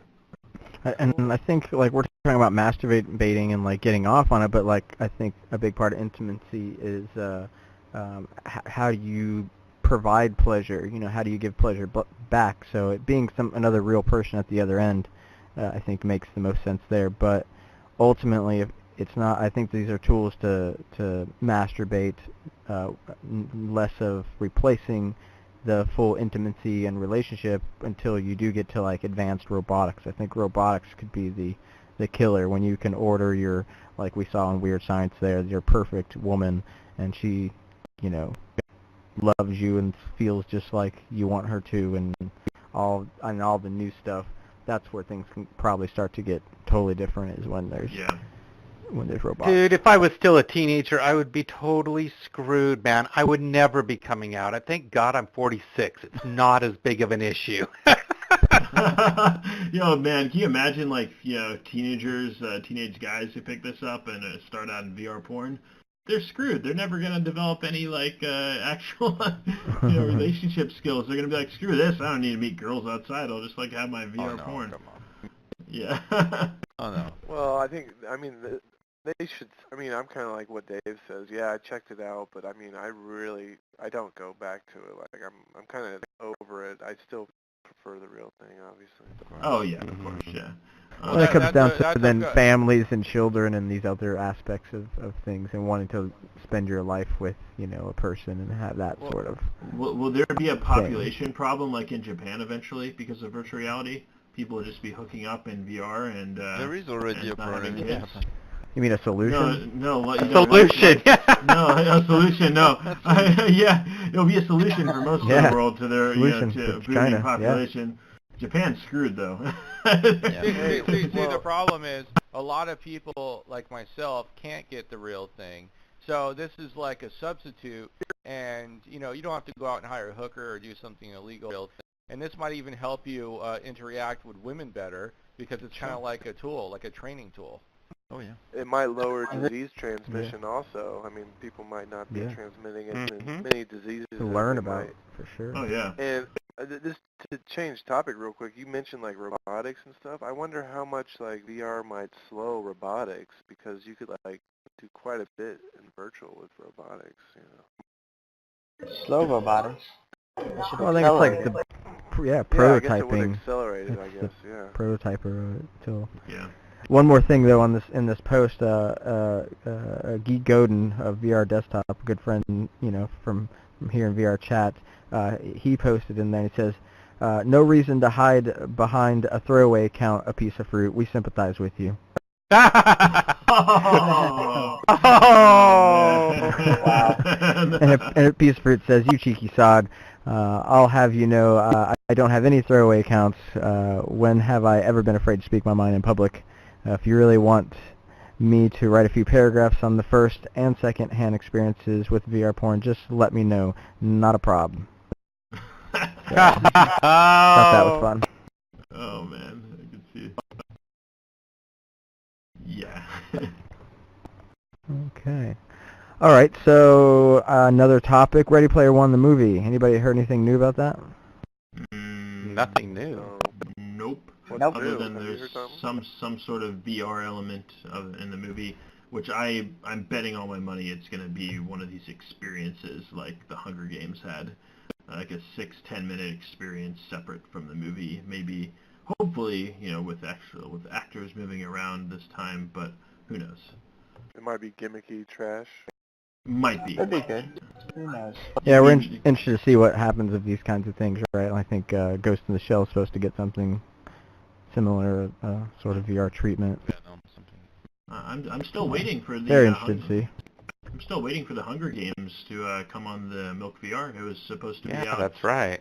On Monday, they had apparently problems. They announced in the Reddit thread.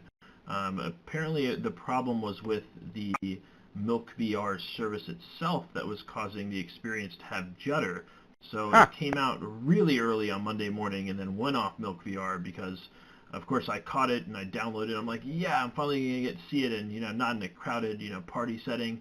And I play it and I'm like, wait, the same thing happened that happened during the preview event. So during the preview event, I checked it out. There was a bit of judder, and I go afterwards and I go, what's up with the judder? And they say, well, probably due to the like all the people trying it out, you know, they're getting maybe overworked. And I was like, okay, that's plausible. But the same thing happened on Monday morning, and they took it off the store, and it was supposed to come back today. I haven't seen it yet. Might be issues. Yep. Just a quick one. It's 6 a.m. so time to go to bed because I still have to go to the meeting tomorrow at least. You're still gonna go? Kileto that is over there. So Kileto, if you want to tag with me and change. Okay, Olivier out. Thanks so much, dude, and catch you on the flip side. Yes. Good seeing you, Olivier. The seat is warm. Yeah. Have a good Thanks, one, Olivier. Appreciate it. Take care. Whoever would like to put the butt in that chair, please do. You don't have to sit so far away. We're all friends and family here. Nobody? I mean, yeah, Adam, if you want to come on down, I mean, you might have some. Yeah. Sorry, Somebody guys, do it. I'm looking at porn right now, so. That's okay. I was actually, we don't want you at we don't want you at the table then. That'd be a little TMI, awkward. man, TMI. All right, so pledge allegiance to VR titties. Yeah. Well, make sure you go over to Gunter's Patreon as well, and you know, think about giving him $0.25 a week. It's really super helpful. It supports well everything that's right in front of us, including the kiddie porn on the table. Yeah. But about the Ready Player One movie, though, Spielberg's behind it. I have high hopes. Yeah, so That sounds awesome. it sounds awesome. Of course, I fucking love this shit. We all love this shit. So I was reading some stuff. I'm just going to read from here. Adapting books into movies is a difficult proposition, and the best of times you still have to cut elements, trimming the contents of hundreds of pages down until it will fit a few hours of screen time. And in the case of a novel like Ernest Cline's Ready Player One, a narrative awash in pop culture references, this is even trickier. Steven Spielberg is adapting the novel, and though it is still in the early goings, he already started to cut things out, specifically referencing to his own movies. The fan favorite director is on the publicity trail, stumping for his upcoming espionage thriller, blah blah blah blah blah. And during an interview during that, Trey says the movie won't have any of my films in it. I'm not putting myself in this movie. They reference so many 80s movies. I'm doing the whole pop cultural thing. I'm just going to leave myself out of it. I can't do that. Too self-referential. And so things like Jaws and Indiana Jones and you know, Back to the Future and DeLorean. I mean, this is starting to you know, Goonies. This is starting to sound not so good to me, guys. Well, I can understand that. They could really only improve upon the book, though. I mean, I loved Ready Player One, but because all the 80s references and all the pop culture stuff in there. But when you really take that away, I mean, is there really a lot to it? I think the overarching what do you mean? Story is pretty good. Yeah. You know what I mean? Yeah, I mean, it's sort of It's not reminding me just of that. like, but it's not just that. But as far as a very high quality story behind it, is there really that high quality story, or is it just really appealing because it takes place in VR and that whole fantasy of Well, it's fun. VR? It's an adventure. I don't know what you mean by high quality story. I Well, don't think it's this like master literature piece, but it's fun. Not It's, master literature, you know, but described as like the Matrix meets Willy Wonka. You know, I like the whole Willy Wonka aspect. I think that's really cool. I would hope that would stay as well. But some more of this article talks about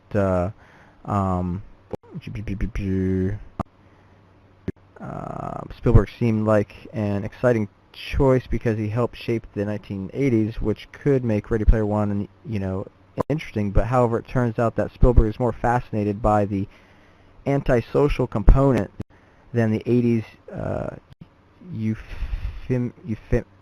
whatever the 80s shit that litters Cline's book. Speaking to USA Today, Spielberg says, "But I'm not making this movie to remind people of my 80s movies. I may leave most of them out, which is fine," but then he goes on to say that his interest is more about what he sees from these darn kids today. These darn kids today. Wow. These darn kids today, and this is his quote. It says, "They socialize for about half an hour, and it gets very quiet," he says. "I walk into the kitchen, and 8 or 9 girls are sitting around, and they're all looking at their phones, Snapchatting and texting and Twittering and reading. It's all become so introverted. This movie is going to show why it's interesting not living in the real world, but what we're missing by not," Spielberg adds. "It's a cautionary tale, but it's also a big rock and adventure movie too." Interesting. See, Not it's sure sort how I feel of about that. Sounds like he's missing the point, in my opinion. Yeah. It should maybe be a has cautionary tale. Spielberg tried out VR, by the way? I mean, I would hope so. That is your new mission. That is your new mission, Pill. I'm gonna have to find Spielberg and be like, I mean, Well, I feel like he probably hasn't tried social VR though. Which he needs to if he thinks, maybe he watched like, you know, a 360 video of like, you know, of I don't know, some YouTube video. So one thing, if you think about the end of Ready Player One, though, it does, that is sort of the message at the end. It does kind of warn about the about those sorts of things, the social side of things, being too introverted. Both, you know, Wade and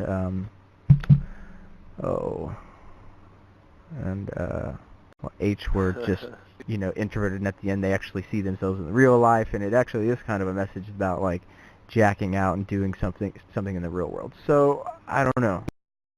Well, I find that to be an aside to the whole thing. I mean, I listened to it on audiobook after I came into VRChat. I didn't read it before I experienced all the social VR.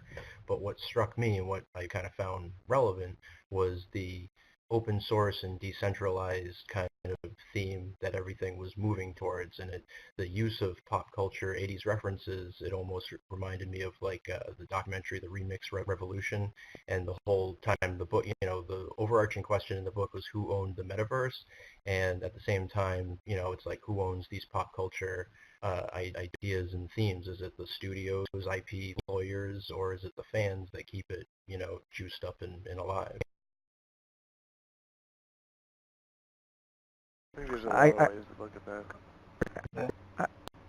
I didn't get much about how, like, who owns these IPs or anything, but yeah, who owns the metaverse was obviously the big deal. We didn't want the metaverse or the Oasis to be in control of the IOI and all of that, but as far as all the like old 80s materials, I don't think that was really anything that was copyrighted. Everybody seemed to be able to get their hands on any of that in that fictitious world.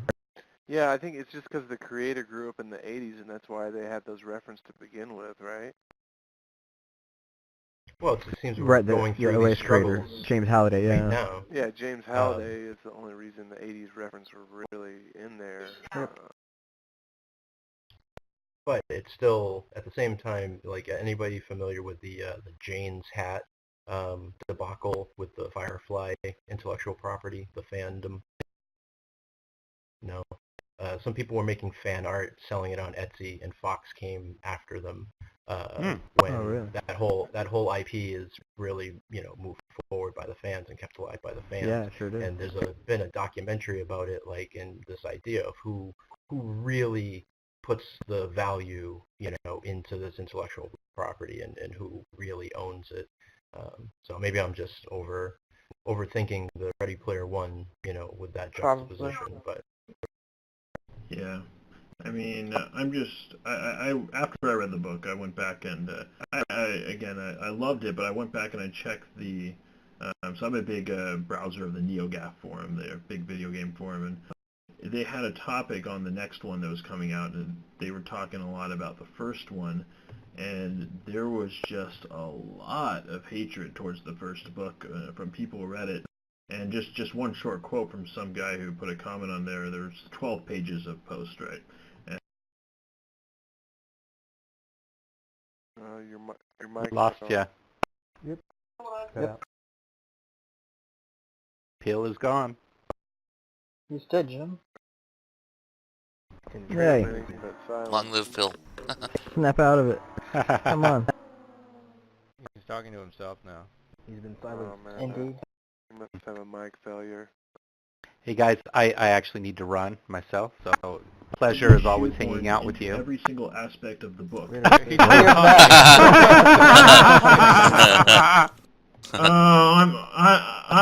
I'm sorry, guys. By the okay, that's what I get for looking down at my phone. Actually, I've been having some problems with this bug. They're working it out. So, but where did I leave off? Whatever. He didn't like it. Well, Deep Rifter's got to take off. So, thanks for hanging out, dude. Yeah, man. Hey, you guys, take care. I'll see you on the inside. Cool, man. All right, take it easy, Deep Rifter. Yeah, that seat got scalped. Hey, Test, how's it going? What's up? It's Graham. Hey. It's Graham. It's always Graham when it's Test. Yeah, it's funny. I said bug and Graham showed up. Yeah, it's true. That's a little creepy. Halloween's coming early. He's like, you called? I actually came in to make to ask a favor of you guys. Once you start doing the room hopping, there's I guess there's some of you guys in it, but basically there's a scanned living room, a 3D scanned living room that's in the room set somewhere, and I don't know who the big hero was with me when I was there, explaining some of the new UI stuff. But basically, I was there. Cool. Okay. So I either need to open the room or see if it's already there. But basically, that room was scanned by one of my buddies, and I promised him a picture of all of us in there. And I took a picture last time, but I pressed the wrong button, so I wasn't actually able to take the picture. So I wanted to try and snag that tonight while we were all online. So I was hoping we could add Sure. the agenda. We're all buddies. Post Yeah. chat. Sure. That'd be cool. Excellent. You betcha. I mean, so it's not a bad time to wrap up the show. Is there, any other pressing thoughts, any topics that y'all want to chat about for next 5 minutes or so, or shall we wrap things up? Can y'all fill me in on the last hour of what has happened? Anything interesting? Or y'all just shoot the shit? Well, no. Fanboys. Something. We talked about the metaverse and Toy Box and how distance is collapsing using VR and social VR places, platforms. How we're gonna be able to feel like we're next to each other like we are here. But we saw things like the Toy Box demos on screen that really hit home, and just how that medium and what it's going to be able to do to allow us to kind of move further away from each other but still feel just as close as ever. And we went to the pornography realm about how is VR porn going to affect society and culture. There was a thread about that recently on the Reddit. Guy Godin suspects that it was a piece of fruit that was under an alt handle there posting about his love for VR porn over the real life sex. And now we were just talking about Ready Player One and how I'm getting a little less optimistic about the movie in Spielberg's hands, but that's probably just because of the way maybe some of these articles are written. But we're going to get less of Spielberg's IPs in them, which is one of the things I was really looking forward to having Spielberg working on Ready Player One, is because of his wealth of intellectual property that he has that has been represented in the book, but he does not want to be self-referential. And so I suppose we won't get quite as much of that 80s referential stuff as I think I'd like to see. Well, keep in mind, this is the same guy right now who, when asked about Indiana Jones, if he's going to make another Indiana Jones 5 or whatever, he goes, well, maybe. I might consider making another one. I don't know. Yeah. He lost his magic. I don't know. Damn it. Yep. So, come in here and hang out. Yeah. He was talking about comparing it to like a bunch of girls that hang out at his house that are just sitting there sexting and reading on the phones, as he was describing, and how they're introverted, and just how the theme will be in the movie. We'll talk about that, about being introverted. So seemingly to view VR as a antisocial thing is sort of what that I was gleaning from the article, but who knows? Articles are written weird and context, and who knows? But yeah, screw that. Indeed. I didn't see a room in the list. Alright, I'll have to make... Alright, so that's pretty much it. I'm just going to wrap it up. Thanks Mr. Whiskers. Thanks Olivier, who had to dip out. Thanks Pizzy. Thanks VRPill. Thanks Deep Rifter, who had to dip out. Thanks CubedParadox. Thanks Mechlei. All of you. Adam J was hanging up here talking and discussing VR GIMP. Is that who was around before? Yeah, that is correct. And just all you guys for coming and hanging out. It's been great. We have karaoke night this Friday for sure. I dare say 10 p.m. Eastern. We're gonna commit to that. I've got some other people that I've been inviting, some previous guests. So we're gonna make that happen. The first thing we talked about, Graham, was the whole Halloween event, and so we're really stoked about that. People are starting to work on Halloween-themed rooms. So if you're listening to this and you want to do some Halloween stuff here in VRChat, we've talked about how you can get in contact with us. It's Tom. So do that. Just basically come here and start hanging out in VRChat. Come here on Sundays in the meetup. We'll get you to hanging out, and if anything, just come hang out with us on Friday, October 30th for all the great Halloween fun extravaganza. And now our angel has appeared and will be taking us away to all the many other realms of VRChat. Thanks everybody that's watching. Thanks everybody for here. Have a good night, and I'll see you next week.